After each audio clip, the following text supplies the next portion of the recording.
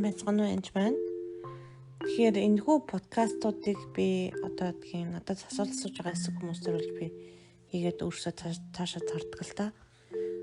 Тэгээд гол зорилго нь юу вэ гэхээр тонхор сүнсээр өсөх. Ариун сүнсээр дамжуулан би заавар зөвлөгөө өгдөг. Яг бол миний подкастыг хэн сонсож байгааг би мэдэхгүй. Харин тантай яриад байгаа юм шиг санагддаг. Танд баяр ёслол амар тайван өгч байгаа бол сүнсний хол болж байна гэсэн үг. Дахин сонсож олныг сонсмоор байвал бүртгүүлсэн сонсороо. Тэгэд үнэхээр танд эргэлзээ байгаа бол одоо энэ ямар урсгал чиглэлийн яадгийн бол ийдгийн бол гэсэн айц хэрэг байгаа бол нэгдүгürt нь айцаа хүн айц чинь назрын Есүсний нэрээр зайлгээд. Хоёрдугаарт нь шалгахдаа Библийн үгтэй тулгаж шалгана. Тэр үгийг нэмж гин үү, хасаж байна уу? Угаасаа Библийн үгтэй байна уу гэдгийг анзаарч харах хэрэгтэй. Хоёрдугаарт нь сүнсээр шалгана. Таны сүнс амар тайвныг өгч чадчихна уу? Тэгэд үнэхээр энэ ариун сүнсээс мөн байна уу биш үү гэж. Тэгэхээр тэгж шалгах явдал бол үнэхээр чухал. Тэгээ энэ хүү подкастын гол зорилго бол үнэхээр Бурхныг, Иесус Христийг, ариун сүнсийг таньж мэдэх явдал. Ерөөсөө мөн. Тэгэхээр Иохан 14:22-21 уншийе. Миний тушаалуудыг сахидаг хүн намайг хайрлагч мөн. Тэгэхээр Иесусыг хайрлагч, би Иесуст хайртай гэж хэлээд тушаалуудыг сахидаггүй бол та хайртай байж чадахгүй гэсэн. Тэр миний тушаалуудыг сахидах хүн намайг хайрлагч хүн. Намайг хайрладаг хүн миний эцэгт хайрлагдана гэж хэлсэн байна. Тэр үнэхээр бидний Иесуст хайртай байгаад Иесусийн хийсэн заасан тушаалуудыг хөршөө өөрийнхөө адил хайр, би энийгээ хайр гэх мэтлэн тушаалуудыг дагах юм бол Бурхан аяндаа таныг яадаг гэж Бурхан та хайрлагдана гэж хэлж байгаа. Би тэр хүнийг хайрлаж өөрийгөө түүнд илчлэнэ гэж хэл. Тэгэхээр Бурханы тушаалуудыг үнэхээр сахижих үед ялангуяа Иесусийн тушаалуудыг сахижих үед зөвхөн миний эцэгт хайрлагадаа зогсохгүй, тэр Бурхан хайрлагадаа зогсохгүй түүнд би өөрийгөө илчлэнэ гэж. Иесус өөрөө тэр хүмүүст өөрийгөө нь илчилдэг байх нэ. Яагаад гэвэл Бурхан өөрөө л илчилж өгөхөөс нааш бид нар заримдаа тэр зүйлийг мэддэггүй байх. Тийм болохоор маш их хайж унших явдал чухал байна. Тэгвэл эзэн яг Библийн үгийг шимтэж уншихаас гадна бас өөрөө судалж унших хэрэгтэй. Тус нөө эн чинь тэнгэрлэгчийг судлыг бол тэнгэрлэгчээс өөрөө Библиэд ямар тэнгэрлэгчийн тухай гарсан байна. Хүүхэн чинь ингэсэн утгатай байдгийн байх шүү дээ гэж уншина гэсэн. Иесус ямар тушаал өгсөн. Иесусийн тушаалуудыг би юуг нь биелүүлээд юуг нь биелүүлэхгүй байна. Энийг биелүүлэхийн тулд надад хүч өгөөч эзэн минь. Танад энэ тушаалыг чи хийж чадахгүй нэ надад хүч өгөөч. Жишээл санаа бүү зов гэсэн тушаал байна. Эзэн дотор бүрэн итгэжээ санаа бүү зовдөг. Санаа зовдөггүй байгаа. Энэ чи яаж ийх вэ?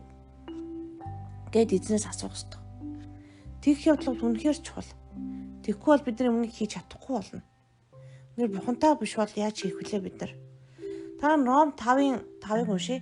Найдвар нурам хонголдоггүй. Учир нь бидэнд өгөгдсөн ариун сүнсээр дамжуулан Бурханы хайр бидний зүрхэнд тутагдсан байдаг. Тэгэхээр биднэрт өгөгдсөн ариун сүнсээр дамжуулан гэж. Тэр Есүсийг хүлээж авсны дараа эзнээс ариун сүнсийг гуйдаг. Ариун сүнсийг үнэхээр хүлээж авах үед ариун сүнсийг үнэхээр Бурхан өгнө. Бид нар ариун сүнсээр дамжуулан харин Бурханы хайр бидний зүрхэнд тутагддаг байх нэ.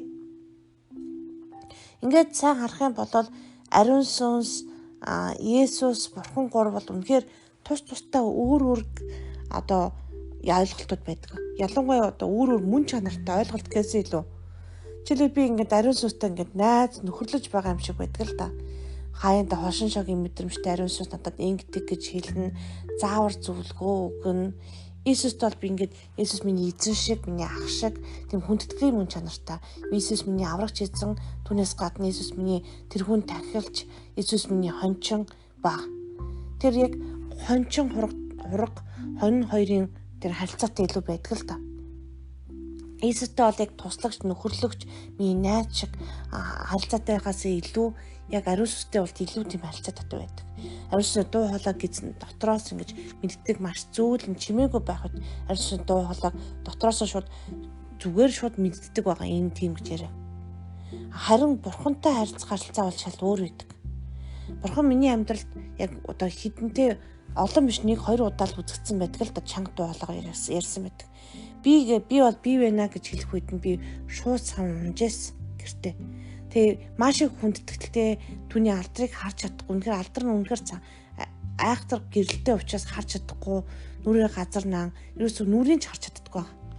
Тэгээд үнэхээр Мосег хэлдэг ч гэдэг ард түмэн Мосе чи л энэ бурхантайгаа бол бид нар чадахгүй мэн гэж хэлдэг. Түүнтэй адилхан маш их тийм гимшиг, тэрнээс гадна ариун бус юм шиг санагдах, эзнес бүр маш их эмээх сэтгэл төрдөг баг. Ингээ харахаар мөн чанарууд нь үнэхээр өөр баг. Тэгэхээр бид үнэхээр Бурхныг, Есүсийг, ариун сүнсийг тус нь таньж мэдэх явдал чухал. Ариун сүнс Есүс рүү чиглүүлдэг, Есүс харин Бурхан руу чиглүүлдэг баг. Тэгэхээр Бурхан бол эмх зэгцэн Бурхан. Есүс бол Бурхны хүү. Бурхан үнэхээр биднийг хайрлсан учраас Цорын ганц хүүгээ бидэнд өгсөн баг. Тэгээ энэ бүх мэдээллүүдийг олж авахын тулд та Библийг үнэхээр судлах хэрэгтэй. Юмыг ялгахдаа одоо өөртөө бас ялгах чадвартай болох хэрэгтэй. Эндээ ингээд сүнсээр өсгөр ялгах чадвартай болдог. Гэтэ хүмүүсээс асууж болно энэ мөн энэ чинь гажуу мөн үү, энэ чинь ямар хүн бэ гэж би ч гэсэн ганц хоёр удаа судалж байсан асуудаг. Гэхдээ ихэнхдээ л сонсож үзэл шууд мөн бишин шууд ялгадаг. Гэтэ үнэхээр ялгадаг боломжгүй хүмүүс байдаг л да. Тэр тохиолдолд өөр 2-3 бичлэг үзэх юм уу? Эсвэл ариун сүнс асуудаг. Тэнгүүд энэ ном зүгээрээ энэ хүн бол биш. Энийг битээ судлаараа гэдэг бол ариун сүнс шууд л хэлдэг. Сонсож үзэнгүүт ариун сүнсээс биш байх юм бол үнэхээр сонсох боломжгүй юмнууд ч байдаг. Сүнс чинь эсэргүүцэж байгаа болвол ер нь л биш байна гэсэн. Тийм учраас та Библиэтэйгээ сайн тулгана. Үгийг гажуудуулж болохгүй. Дээрээс нь бас үнэхээр ариун сүнсээс асууж шалгаараа. Тэгээд үнэхээр та үгийг өөрөө бас судлаарай гэж чин сэтгэлээсээ хүсэж байна. Баярлалаа.